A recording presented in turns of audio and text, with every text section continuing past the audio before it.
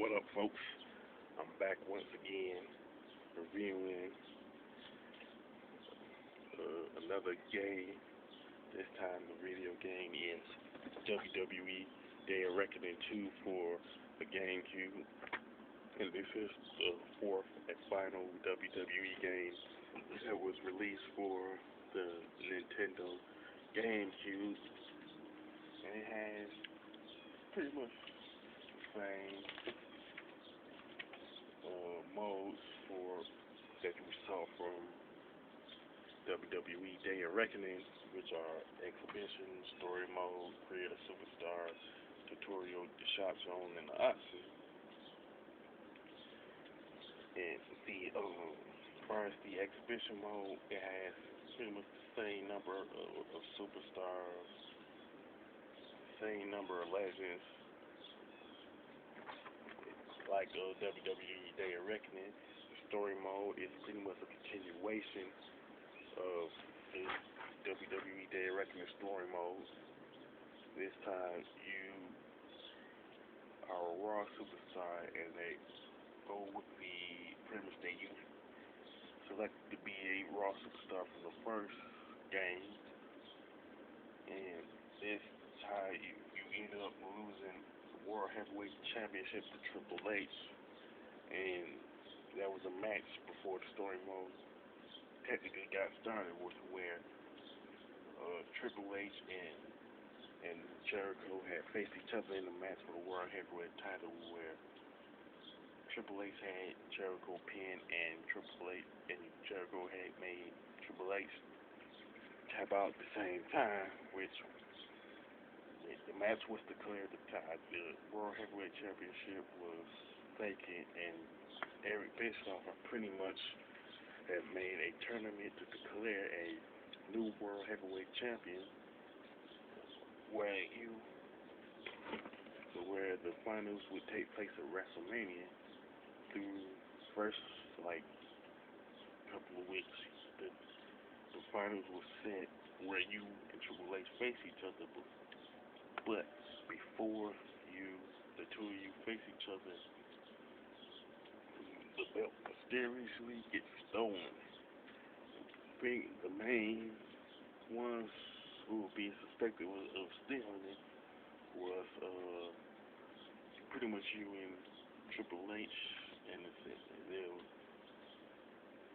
you didn't have an alibi, and y'all was being looked at and had motives. Then all the fingers would start pointing at you because you and Triple H faced each other in a cage match at Backlash, and he ended up getting injured, Triple H. So once the fingers were pointing at you, you ended up winning, becoming the Intercontinental Champion. But then what ended up happening is a part of the World Heavyweight Championship was planted in your locker, make it look like you actually stole the belt, and you actually did respond to inside and get stripped of the IC title. And the people ended up breaking up with you because you and her were staying in the story mode. So you ended up going to SmackDown, and you and Rob Van Dam ended up being tag team champions your first night in the SmackDown ring. And then and you still was trying to clear your name through the whole thing, and you eventually clear your name, and you was nobody wouldn't believe you till there was this tornado tag match where you and Triple H, he came back after you won the WWE Championship at No Way Out, and this is where you and Triple H took out Y2J and Randy Orton, because they were part of the conspiracy to bring Triple H was stealing the title, but they had everybody say that it was you. Yeah, the day of WrestleMania, where you ended up getting redemption because you beat down Edge for the last championship in your locker. You ended up giving the World Heavyweight title to Ric Flair, and he, after you win your match against Triple H, Ric Flair comes out with the belt, securing you retain the WWE Championship, and you ask, and you and Stacy Keibler get back together, and she ended up on SmackDown as a result. And the final cutscene of the story mode shows you and Triple H shaking each other's hand as a show of respect. You know what I'm saying? That's how the story mode ends. Now the story mode is your standard cut and dry, like Who Done It, where the main character is blamed for stealing the title, but somebody else did it. But this time it was three men who did it. But one thing I like about the story mode too, Day of Reckoning too, is the match variety.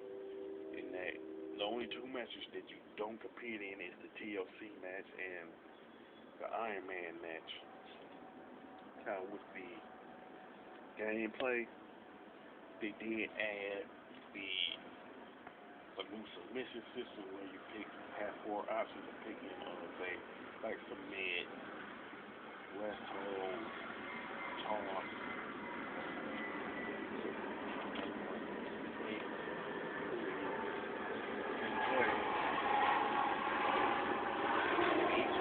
Each of them doing something different.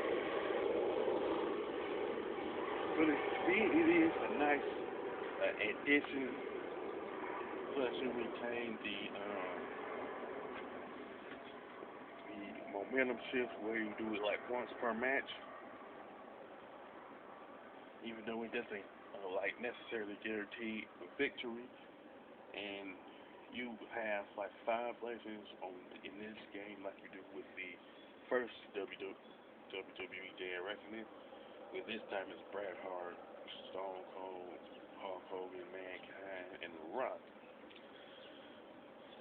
And now first, the level design and the graphics. THQ pretty much outdid themselves because the way all of them come in, it looks exactly like the wrestlers, the real life wrestlers, you know, all of them from Carlito to Hulk Hogan to Kane. It looks real. The graphics and the level design looks real good. Even the arenas look like the arenas that you saw back in like 2004, 2005. You know. So this is because pretty much THQ pretty much outdid themselves with the graphics and level design, and the music is pretty much it's accurate as can be. Even the type trial, plus the Grand Wrestle mode is more detailed. WrestleMania 19 in terms of like wrestling modes, even the pyros and stuff. So this is the best WWE game for the GameCube, hands down. If you've never played this particular game, I recommend you get this particular game. If you own like the GameCube or the Nintendo, the one Nintendo Wii that's backwards compatible to for the GameCube games, So if I was to give this a score, I would pretty much give this game a 9.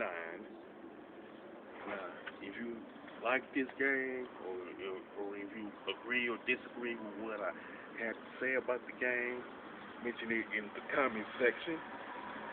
If you like this video, go ahead and thumbs it on up.